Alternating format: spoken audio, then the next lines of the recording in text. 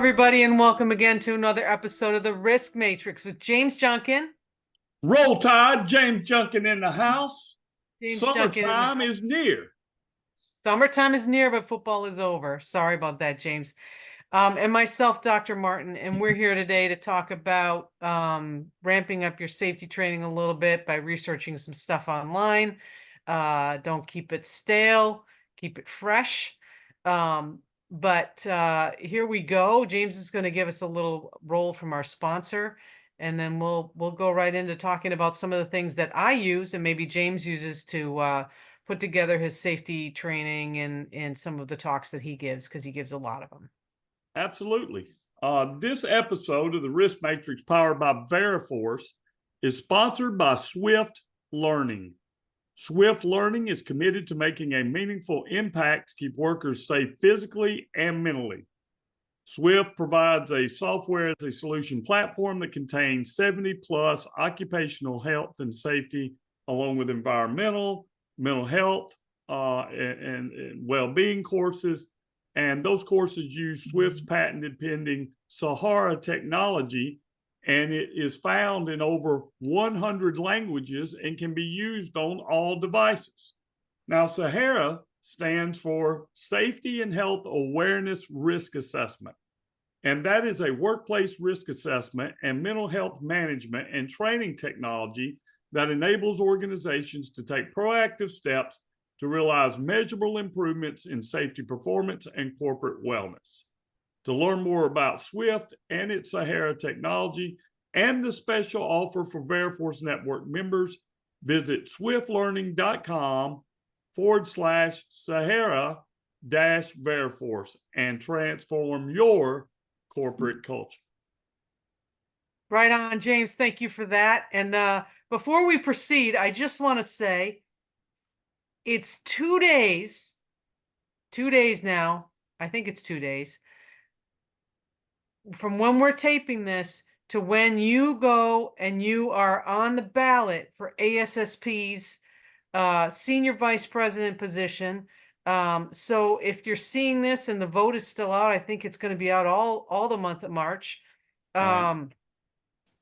Go and vote for James. That's just me saying that. I think James is a great guy, but I also think he's one of the safety leaders that's going to lead your society into the future. So if you see his name on the ballot, James Junkin, Senior Vice President, he's the guy who you want to lead your society, ASSP. Thank you, Dr. Martin. That is very humbling. I just encourage all ASSP members to vote. Be involved in your society. Historically, the people who vote in these elections versus the total membership is very, very low.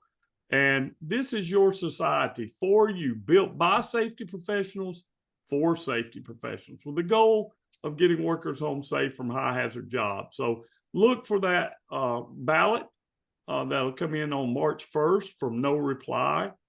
I think it's No Reply at ASSP.org. I may be wrong about where it comes from. But anyway, check it out.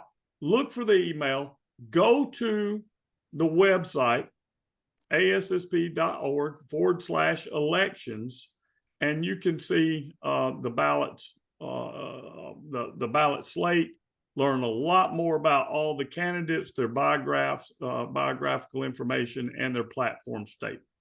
So I don't have all that stuff right there in front of me. But look, the election's coming. We want you to participate. We want you to be involved in your society. Go check out who's running. Choose a candidate that suits you, but most of all, participate. That's right. Participate. Thanks, James, for clearing that up. I'm biased. So let's talk today about just a little bit. So let's talk today a little bit about something that's near and dear to my heart. I think anybody that's been through safety training or any type of training or PowerPoint or conference presentation, let's talk about this topic of when things get stale or just using the same old to put your stuff out there. Not a fan, right? I really think that we need to put some effort into the things that we're presenting to other people. And so, James, what questions do you have for me? Because you know I'm a Well, kind of a nut I about want to this start stuff. with a comment on something that you just said, and then we'll get into the questioning. Many times we're teaching the same stuff over and over and over and over again. And we've got employees that have been there. For example, some training is annually required. We understand that. One of the products Veriforce has is H2S Clear for Energy, annually required by the Energy Committee. And how do I make this be more by adding to the program so we're just not repeating the same stuff we did 12 months ago? I think that's a very good question, and I'm interested in some of the places you can go to get additional resources to enhance your training, because training is one of the bedrock foundation principles of the safety management system. And I'll say this as a master trainer, having trained over 40,000 people and probably qualified 5,000 plus Veriforce instructors over the years in my role as a master trainer. If you don't care as the instructor, they won't care as a That's student. right, James. That's right, James. So let me start with this. There have been a number of times that I've been to safety trainings, both as a professional, as an observer, as somebody who has been documenting somebody else's competency in training. And I can't tell you how many times I've seen people pull stuff off the OSHA website, right? OSHA's got some canned presentations up there, and I've seen them over and over again. People will call them their own, change a few words, and it's the same stuff over and over, right? But OSHA does have some good stuff on their website, right? OSHA.gov. If you go to the topic section and the sector, right? Because obviously we don't all work in construction, we don't all work in oil and gas, we don't all work in manufacturing, Right. but they have things by sector that you can go up there and actually pull some of these documents down and take some of your training materials from, whether it's pictures. Machine guarding is one of my favorites on the OSHA website, because whether they're old or not, the machine guarding graphics on there are spot on, and they help you really kind of bring to life the pinch points and in running nip points and stuff like that. And so what I will say is, don't just go pull down some stale PowerPoint presentation from OSHA. Actually dive into some of the topics in the sector portions. um, and hey, by the way, all of the standards are up there too. Okay. Right. So when we're talking to people about things that ring true in our workplace, we should be using the standards that are up there and pulling them down and actually bringing those standards to life. So the construction standards are up there, the mining, everything is up there, right? So go And to the your OSHA policy website. should mirror that. So it's the standard and your company policy. And, I'll tell people all the time, man, if you got insomnia, go read subpart O, machine guarding. I don't Yeah, care who yeah, you are. If that doesn't put you to sleep, I don't know what will, right? yeah. But contained in that's a lot of valuable information from a compliance standpoint, but also for helping workers stay safe, working around machinery where you can have horrible injuries and amputations if you are not performing safe work practices. I don't know how to explain it without good pictures that show the hazards. So this Yep. is a way to enhance your course without having to go out there to the shop, remove machine guarding, endanger your workers in the process to have, hey, this is what to look for. So I think it's a good call out. OSHA's got some good stuff sometimes. So here's one of the other things that I do, and this is just kind of an aside, right? This is not an advertisement for Google, but I do use Google, and I'll put in what I'm looking for. So let's say pinch points, right? Pinch point hazards. I might search for that. And then I hit the button up there, the radio button that says images, right? Right. Scroll down through the images. If you do any search for anything, maybe you're looking for wording, but look at the images too, because a lot of times safety professionals or websites or companies or even manufacturers will put up their really good images that you can use in your presentations. Now, when I say that, remember that when you use somebody else's images, you should give credit. Okay. Right. Should, must give credit. Okay. So make sure that you're giving credit where credit is due, right? And they will tell this if you're training in OSHA, to the OSHA Institute, you become an OSHA authorized instructor. They will tell you that you need to have permission to use the images, and that you should be crediting the image, the person who has the image out there, right? Also, and as a Veriforce trainer, been one many years, these are things that you can do to add to the program. So if I'm talking about respiratory protection, we have a standardized program built behind that, but I like to go to places like NIOSH to add to the program, right? That was the second one on my list there, James. NIOSH, the National Institute for Occupational Safety and Health. They also have a section. Well, they have all kinds of good research in there. If you want to be current, go to their research section, look at the stuff that they're putting out. But they also have a topical section where you can go in and you can look at all their topical information, and they put out some wonderful materials that you can be using, right? Government materials are great. Now, not just United States materials, okay? A lot of the ones that I use come from other countries. They've got some great material on there. They may not have the same standard, but it's going to be pretty close, but the images will be good. The graphics will be good. Sometimes they've got some additional information in there that we don't post on our US-centric websites. Places that I look, right? CSHO, Canadian Center for Occupational Safety and Health, okay? In Canada, they also have provincial websites. One of the best ones to go to is WorkSafe BC. WorkSafe I couldn't BC. agree more. I've used more stuff in the U.S. because I don't get to Canada very much, but WorkSafe BC has provided a lot of tools and services for me, not only for professional development, but for enhancements to class. Back when I first got started, I used to carry around this 1 terabyte hard drive, right? That had 500 gigabytes of training material. And when we did in-person train the trainers, I used to stay up all night copying these things over to these external hard drives. Thank God we got the cloud, man. I'm old. This is for the cloud, right? Trying to get this material to instructors. And a large portion of it came from WorkSafe BC. So WorkSafe BC, if you go to their health and safety area of their website, punch it up, WorkSafe BC, and you go to their health and safety area, you can also search by topics.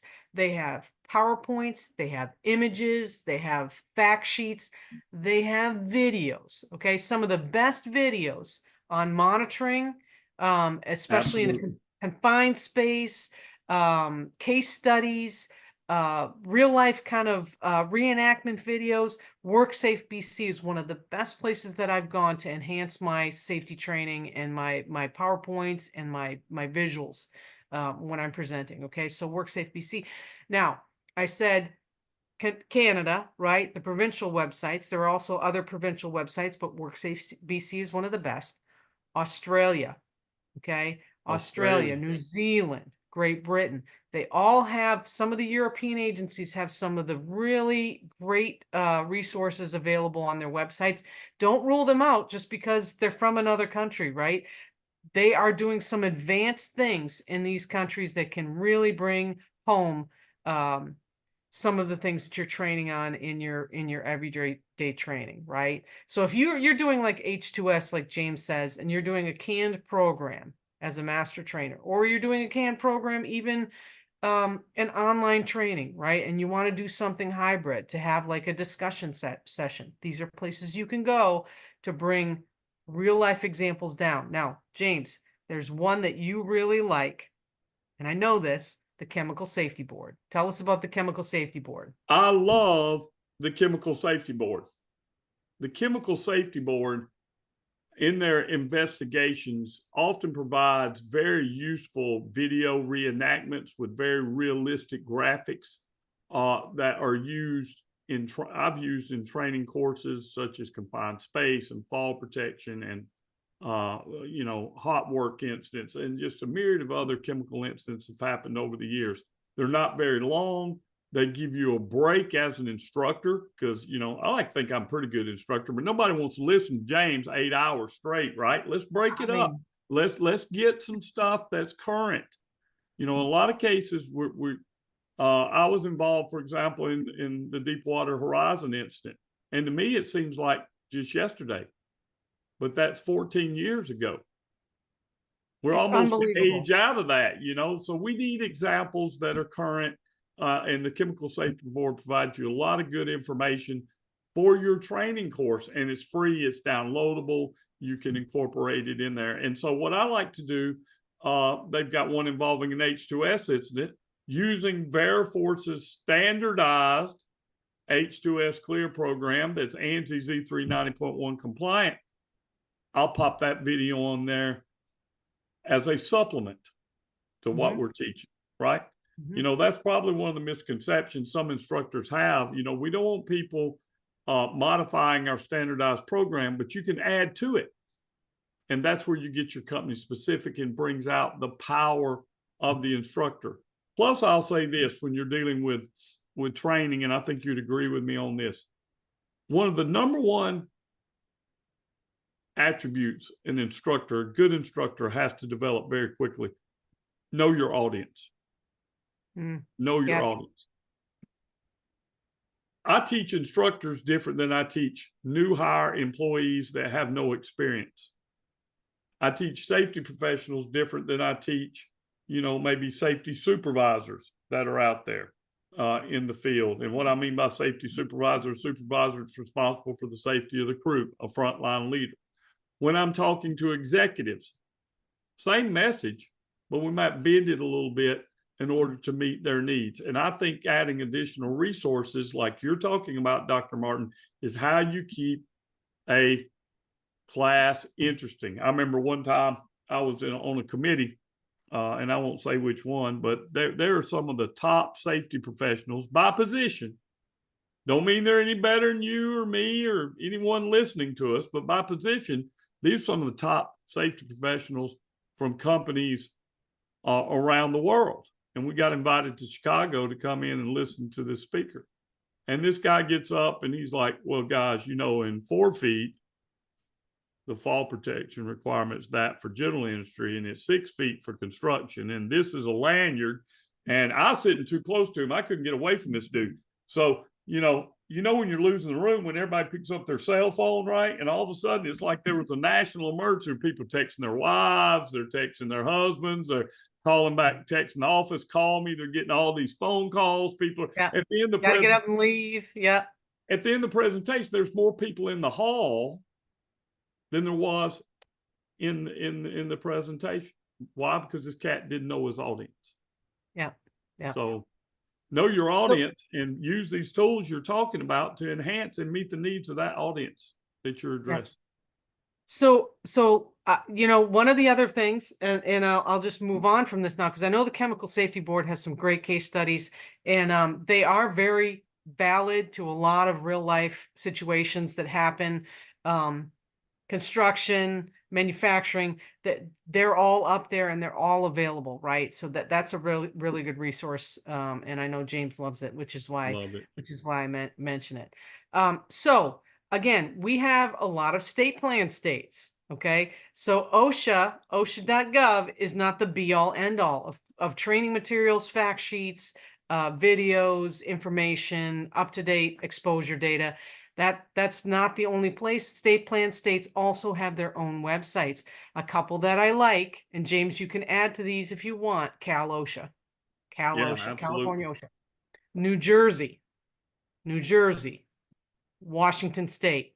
Okay, those are 3 of the best. I don't mean to disrespect any other states. Obviously, these are the 3 that I use in my training when I'm putting together PowerPoints or webinars or things of that nature.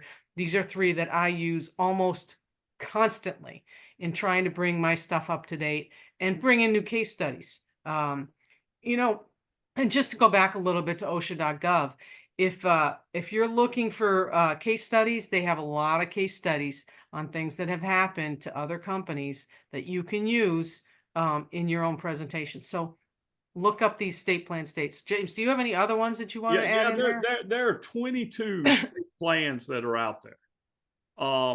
Probably the one that's the most more restrictive, because the state plan, you have to at least meet the federal guidelines. A lot of state plans go out there, and that's what they do. They just adopt the federal regulations. I hate to use the word guidelines, because guidelines, that doesn't sound like you have to do it. Like there's wiggle room there. But outside of the 22, the ones that stick out to me very prominently, it begins at California. Cal OSHA is very progressive in its occupational safety and health regulations. For example, there is no federal heat stress regulation, but there is in California. Yeah, there is in California. There's also a workplace violence regulation in California that's coming soon. So if I'm a practitioner in California, but I was educated in federal OSHA, I need some resources to get me up to speed on what the differences are. And sometimes the differences can be significant, right? Mhm. Significant. So Usually more stringent. a lot more stringent. More stringent, yeah. Yeah. Yeah. You're never going to be less stringent than the federal OSHA in a state plan. But in these state plans that are very progressive and forward-looking in their enforcement of occupational safety and health, hey, you're not going to find an off-the-shelf resource that's going to always meet the requirements of Cal OSHA. So I'd say Cal OSHA is a great place to go. Other places that are from state plans that you need to be cognizant of. You mentioned Washington State. Hey, New York has a state plan, right? New York. And So, some of the big cities also have their own. So, you should be looking all over the place, not just on OSHA, OSHA.gov. Need to go to these other sites and check these things out, because they've got some really great training materials, fact sheets, downloadable stuff. Okay. So let's move on from there. A lot of us belong to safety professionals, at least, but companies can do this too, or people just getting into the field. A lot of us belong to societies. As I mentioned earlier, James is in ASSP, right? The American Society of Safety Professionals. They have materials. They also do standards, right? Standards and guidelines. Standards and guidelines are a great place to go. Unfortunately, a lot of times you have to purchase these things, but they're worth it. National Fire Protection Association, NFPA. NFPA, while you have to buy a lot of their standards, they do have a viewer on their website so that you can go to NFPA and you can view the National Fire Protection Association standards. Really good information. Really good information if you're training on fire prevention or fire protection, right? You might have to buy it if you need it for everyday use, but you can view it. You can't print it, you can't download it, but really good information. I belong to the American Industrial Hygiene Association. They have a lot of good information. They have a lot of good training courses. So there are a lot of other organizations out there that you should be going to other than just OSHA to augment your training. The EPA website. As much as us safety professionals cringe when they try to push us into the environmental realm, EPA does have some good information that is great to mention in our training courses. Sometimes we need that information, especially when it comes to hazardous waste, hazardous materials. When we start talking about lead or asbestos, some of the health hazards, they have some great information. So, James, did you want to add anything to these I'd things like to that I'm add a throwing in couple there? things. I'd like to add a couple things. If you're a member of ASSP, you should be getting Professional Safety Journal, right? Of which I'm coming off this year, my term's up, but I am the chair of the editorial review board of Professional Safety Journal. Why would I recommend that as a source for enhancing your training classes? New ideas, current cutting edge research, different websites that they reference inside to enhance your courses. One of the things I also like to do as an instructor is I love to go listen to other instructors teach, whether it's a webinar or a class, even if it's a class that it's at the awareness level. And you're like, James, you want to go listen to an awareness level class? You got a master's degree and a doctoral student in occupational safety and health. You're doggone right I do, because it's not about me. I want to see how that instructor deals with lockout, tagout. How do they talk about fall protection? How do they talk about ladder safety? How do they talk about fire safety? And I have picked up by listening to other instructors over the years, techniques that you can add to your class. So if I like to say, if you like me as an instructor, really all I am is a sum of all the stuff that I've stolen from other people. And I just put it in my toolbox over the years. Or not stolen from other people. You can learn just as much from the bad instructors as you can from the good instructors. Oh, Okay. yeah. So Absolutely. James makes a really good point. Listen to other people, go and see other people, go to conferences and see other people teach and their styles, right? Um, so there are a lot of good things out there. Now, if you're not about research and you're not about cutting edge things, right? Not all of us have an academic library at our disposal. I happen to because I teach. James happens to because he's a doctoral student. But here's a couple places that you can go for seeing if some of the research is online, right? Google Scholar. Google Scholar, okay? It's part of Google, but it actually lets you look up academic papers, and it lets you filter by more recent papers or older papers or foundational papers. And some of these are in PDF form. You can read the abstracts. And if you really want to read these things, sometimes you can buy them on the websites from which they come. But don't discount Google Scholar because you can go on there, you can do web searches, and you can find out what people are really actually doing right now, today, 2023, 2024, and actually going to publish in the future. So Google Scholar is a really good place to go. Google Scholar. Okay. I echo that. Not just for those that are still in school, and it's a source for um, academic journals and papers and things of that nature. But hey, in your practice, I can't tell you how many times it's come up either in an incident investigation I've been doing for a company, or we had a certain situation come up and I didn't have any knowledge or experience with it, or my knowledge and experience with that topic is very weak. Google Scholar is a good place to go. I can see articles where people have dealt with this same situation, how they dealt with it, what the research says. So I can take that, modify it, and apply it to what our needs are in the field. I don't care how smart you are, how many degrees you have, how many certifications you have. There's nobody that knows everything there is to know about OSHA and the regulations, even though we got a big old book to go by, right? And Know just what you don't know. Know you what you don't know know. what you don't know. I'll tell you straight up, I am not an industrial hygienist. I probably missed every one of those industrial hygiene questions on the CSP, But right? you have friends who are industrial But hygienists, I can okay? phone a friend that's an industrial hygienist, right? That figure out the industrial hygiene questions that we have. But it's also it's a good source. Adult learning techniques are changing all the time. The way I was taught and the way I came up, an instructor stood in front of the class. They spoke to us. We listened. We interacted a little bit. We may have had, a case study to go through. We took a test and we left class. That is not how people want to learn. You have to understand that adults want to participate in the class, and they're viewing everything that the instructor says through their past experience. So Right. they'll know in first 10 minutes, because I've done it too. You've done it too. That's a bunch of crap.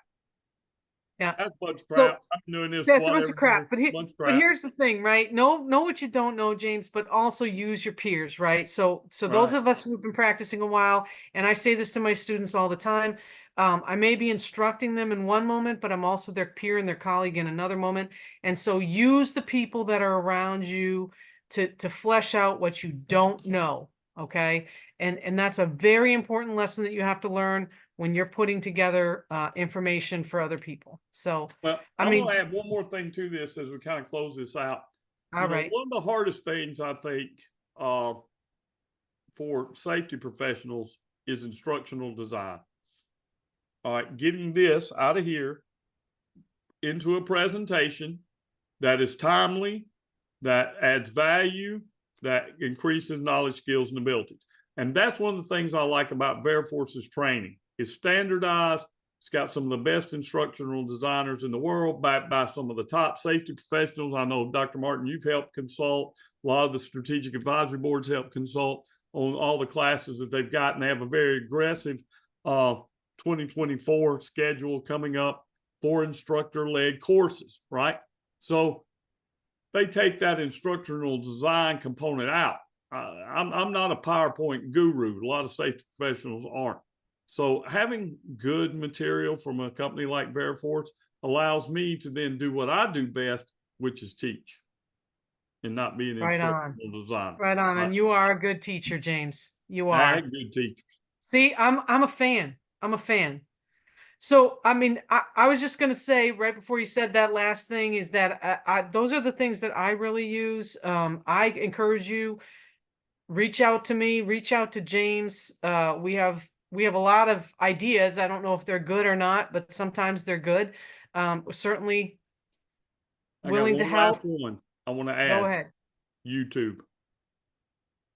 Now, be a little careful with YouTube. I'm just going to say, right? Some of the things you see on some of the YouTube videos, yes and no, right? Hey, we're on YouTube, so come check out the risk matrix. If we haven't talked about it, send us a note. We'll put it on the show and talk to you about it. Give us our opinion, and you can quote us in your training session. Roll Tide. Roll Tide. So go and like this episode, like this post, smash that subscribe button, follow us on YouTube, follow us on Spotify. If you've got questions, put things in the chat, send us things on LinkedIn, connect with us. Certainly happy to have a chit chat about the things that we talk about here, or to give people some guidance on where to go. Look us up. So James, if you are a struggling safety professional and you want to be a guest on our show, please hit us up. We're not hard to find. Both of us are on LinkedIn. It's a good place to send us a message. Add something down in the comment section. Hit us up with an email. Get in contact with us. We're not hard to find, with your desire to be on the show and what you'd like to talk about. And maybe you can be one of the next guests in 2024 on the Risk Matrix. Until then, y'all keep bringing those workers home safe from high hazard jobs.